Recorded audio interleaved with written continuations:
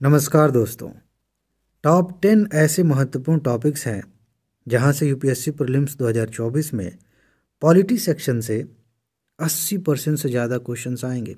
यानी कि पॉलिटी में जितने भी क्वेश्चंस पूछे जाएंगे उनमें 80% से ज़्यादा क्वेश्चंस ऐसे होंगे जो इन्हीं टॉपिक्स या चैप्टर से संबंधित होंगे। मैं आज इन्हीं के बारे में आपको बताने जा रहा हूँ। जितना जल्दी हो सके इन्हें तैयार कर लीजिए। मैं लगातार 2 सालों से सबूत दिखा रहा हूँ आपको। जिन टॉपिक्स को हम सेलेक्ट कर रहे हैं कट ऑफ से ज़्यादा क्वेश्चंस वहीं से आ रहे हैं, तो आप इन टॉपिक्स पर भरोसा कर सकते हैं। हाँ, आप में से कुछ दोस्त टॉपिक्स देखने के बाद थोड़े से परेशान हो सकते हैं अगर उन्होंने पढ़ाई नहीं की है, तो मैं आपके लिए काम करता हूँ। हमने इन सारे टॉपिक्स को मैराथन के रूप में कवर किया है। उसका लिंक दे देता हूँ कमेंट में, डिस्क्रिप्शन में, आप वहाँ से जाके तैयार कर सकते हैं। ठीक है, अब सीधे हम पॉइंट की बात करते हैं कि ये पॉलिटी के 10 टॉपिक्स कौन से हैं। सबसे पहले नंबर पर है पार्लियामेंट यानी कि संसद। आप देखेंगे किसी भी साल का पेपर उठाकर देखिए, कम से कम 2 प्रश्न तो दिखेंगे ही। कभी कभी 4 प्रश्न 5 प्रश्न भी आए हैं। टॉपिक एक ही है, थोड़ा बड़ा है लेकिन बहुत महत्वपूर्ण है। इस साल के लिए तो वैसे भी महत्वपूर्ण है क्योंकि चुनाव का, आप कहिए चुनाव का वर्ष है, लोकसभा चुनाव है, तो बहुत सारे सवाल यहाँ से बनेंगे। चुनाव की वजह से एक और टॉपिक चर्चा में है, उस पर हम आगे बात करेंगे।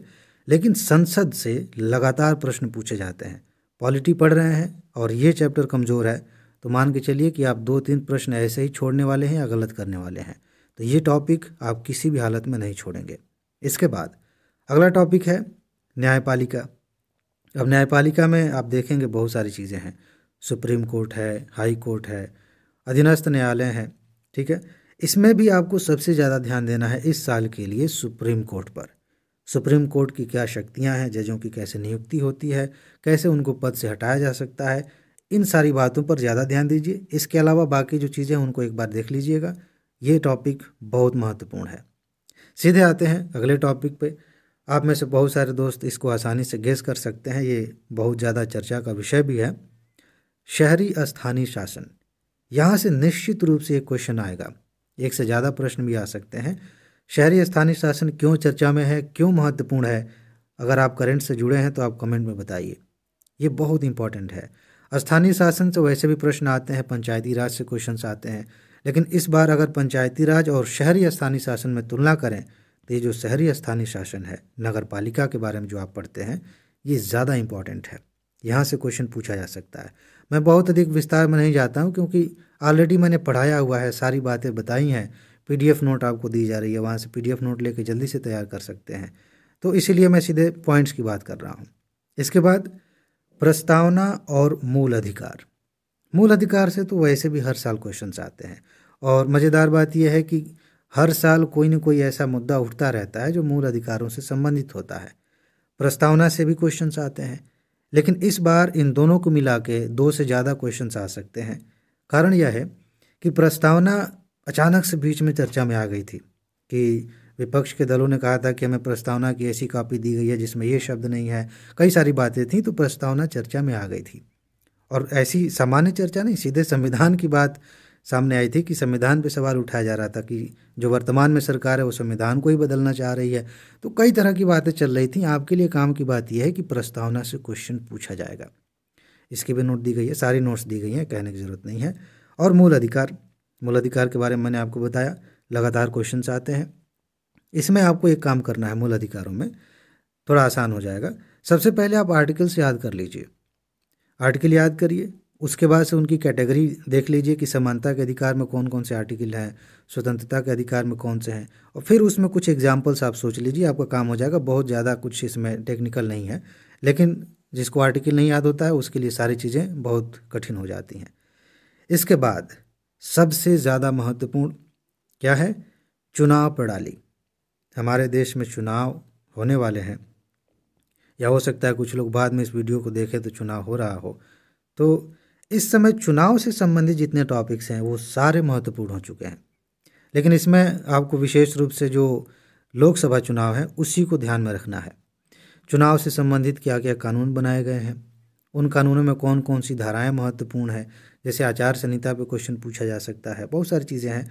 और चुनाव सुधार के लिए कौन से मतलब उपाय किए गए हैं, कानून बनाए गए हैं, संविधान में संशोधन किए गए हैं, इन सारी चीज़ों को आपको तैयार करना है। एक चीज़ मैं छोड़ रहा हूँ इसी से संबंधित, अभी आगे बताऊँगा, फिर आपको समझ में आ जाएगा कि मैंने क्यों छोड़ा था। इसके बाद आगे बढ़ते हैं।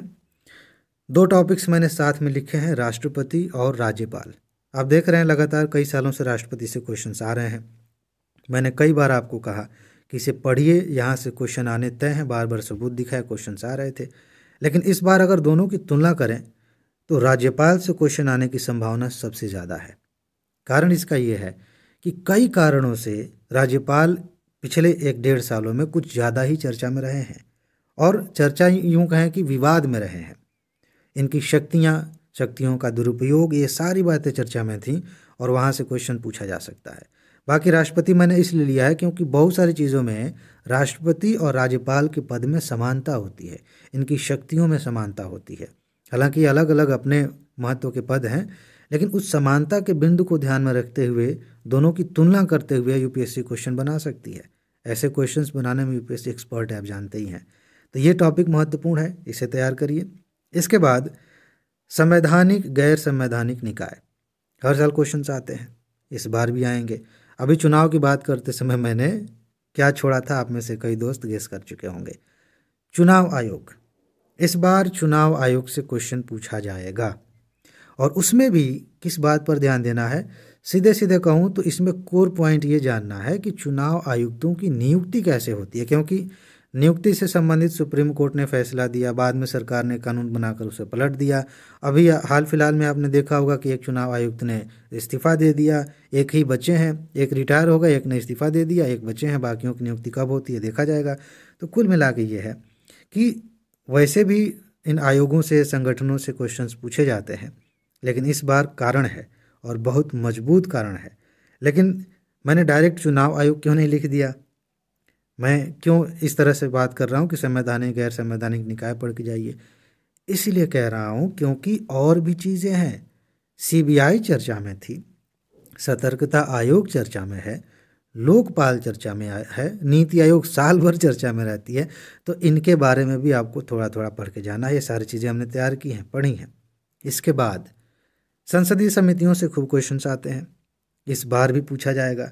4 समितियां आपको सबसे ज़्यादा ध्यान रखनी, जो शुरू की जो आर्थिक समितियां, अस्थाई समितियां जिनको हम कहते हैं, जो अस्थाई समितियां हैं जैसे प्राक्कलन समिति है, लोक लेखा समिति है, ठीक है, सार्वजनिक मामलों के लिए समिति है, तो इन्हें तैयार करना है। और सबसे पहले आप रखिए इस बार के लिए आचार समिति को।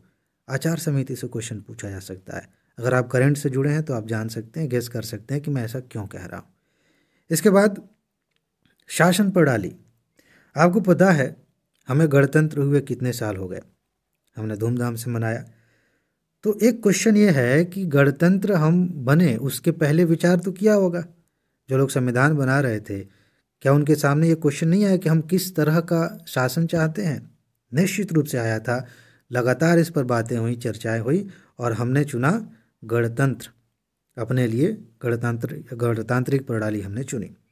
तो इसी बहाने हमें ये देखना है कि दुनिया में कितने तरह की शासन प्रणालियाँ हैं। शासन प्रणाली अपने आप में एक बहुत ही अस्पष्ट फीलिंग दे रहा होगा आपके अंदर कि बात समझ में नहीं आ रही है। तो मैं आपको कुछ चीज़ें बता दूं, जैसे गणतांत्रिक प्रणाली क्या होती है, संसदीय प्रणाली क्या होती है, अध्यक्षात्मक प्रणाली क्या होती है, इनके बारे में थोड़ा थोड़ा जानिए। बस बेसिक कंसेप्ट समझ लीजिए, यहाँ से क्वेश्चन पूछा जाएगा और ये कठिनतम प्रश्न माने जाएंगे क्योंकि ये कंसेप्चुअल क्वेश्चन होंगे। और नॉर्मली हम इस टॉपिक पर ध्यान नहीं देते। जो लोग भी पढ़ाई कर रहे हैं इस समय, वो वही बातें रिपीट कर रहे हैं जो पहले से पढ़ते हुए आ रहे हैं। लेकिन इस बार के लिए क्वेश्चन यहाँ से पूछा जा सकता है, और एक सबसे सीधा क्वेश्चन ये बन सकता है जो कि मेंस के लिए भी इम्पॉर्टेंट है कि भारत और ब्रिटेन की संसदीय प्रणाली में अंतर क्या है, तुलना करके क्वेश्चन बनाया जा सकता है। इसके बाद से last but not the least, संविधान का निर्माण। संविधान को लागू हुए कितने साल हो गए, ये भी आप जान गए हैं। तो इसमें वैसे भी पिछले 2 सालों से यहाँ से क्वेश्चंस पूछे गए हैं, मैंने आपको सबूत भी दिखाए। यहाँ से क्या आपको ध्यान रखना है कि जब संविधान बन रहा था, सबसे पहली बात यह कि संविधान बनने के लिए, जो संविधान हमारे देश के लिए बना, उसके लिए शुरुआत कहाँ से हुई? अंग्रेज़ों का शासन था, तो कहाँ से बात आगे बढ़ी, संविधान की मांग कैसे उठी, कौन सी समिति आई जिसने कहा कि हम संविधान सभा का गठन करेंगे, फिर संविधान सभा के सदस्यों का एक तरह से कहें कि उनका निर्वाचन कैसे हुआ, मनोनीत कैसे हुए, कुछ मनोनीत हुए थे ना, तो ये बात हो गई। संसदीय समितियां जो बनाई गई थी, कौन उनके अध्यक्ष थे, कैसे उन्होंने काम किया। उसके बाद से कुछ महत्वपूर्ण डेट्स हैं, उनको ध्यान में रख लेना है। संविधान कब लागू हुआ ये आपको पहले से पता है, कक्षा 5वीं से। तो बस इतना आप पढ़िए, उसके बाद मेरे ख्याल से कुछ बचता नहीं है। आप में से कई दोस्त कहेंगे सर आपने कुछ छोड़ा ही नहीं है, यहीं से क्वेश्चंस आते हैं। लेकिन वही दोस्त कहेंगे जिन्होंने सही में एनालिसिस किया है, प्रश्नों को देखा है। तो बस इसमें इतना ही है। इन टॉपिक्स को सबसे पहले तैयार करिए, उसके बाद आपके पास समय बच गया तो बाकी चीज़ें तैयार करिए। बहुत सारे और भी टॉपिक्स हैं जो महत्वपूर्ण हैं, वहाँ से भी क्वेश्चंस पूछे जा सकते हैं, तो उनके लिए मैंने आपको बताया। मैं सारे मैराथन वीडियोस का लिंक दे रहा हूँ, कमेंट में, डिस्क्रिप्शन में जाके देख लीजिए। और जल्दी से जल्दी तैयार करना चाहते हैं तो PDF नोट ले लीजिए, ये नंबर है ना, इस नंबर पर मैसेज करिए, आपको पूरी जानकारी मिल जाएगी। UPSC के साथ साथ UP PCS की भी नोट मिल जाएगी। RO की तैयारी कर रहे हैं वो भी उसके साथ ही मिल जाएगा, रिवीजन नोट, ये सारी चीज़ें आपको मिल जाएंगी। उसका वो लीजिए, जल्दी से तैयार कर लीजिए। फिलहाल इसमें इतना ही है। अपना ख्याल रखिए, खुश रहिए, मस्त रहिए, मुस्कुराते रहिए, जल्दी से सफल होइए और ज़िंदगी को एंजॉय कीजिए। आगे मिलते हैं। नमस्कार।